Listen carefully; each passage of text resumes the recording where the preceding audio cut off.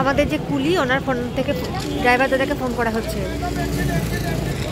আর এখানেও taxi operator ইউনিয়নের প্রচুর ট্যাক্সি আছে। আর ওই হলো জম্মু তাওয়া স্টেশন। একটি অটো ভাড়া করে আমরা এখন চলেছি জম্মু স্টেশন থেকে জম্মুর নারওয়াল পেট্রোল পাম্পের কাছে। সেখানেই আমাদের প্রি বুকড গাড়ি আমাদের জন্য অপেক্ষা। বৈষ্ণবী ধাম ও সরস্বতী ধাম ইন্ডিয়ান অয়েলের পেট্রোল পাম্পের পাশেই রয়েছে। এই হলো আমাদের গাড়ির ড্রাইভার দাদা, পিছনে বসে রয়েছে রঞ্জিত দা ও সংযুক্তা দি। আমরা রওনা দিলাম জম্মু থেকে শ্রীনগরের উদ্দেশ্যে।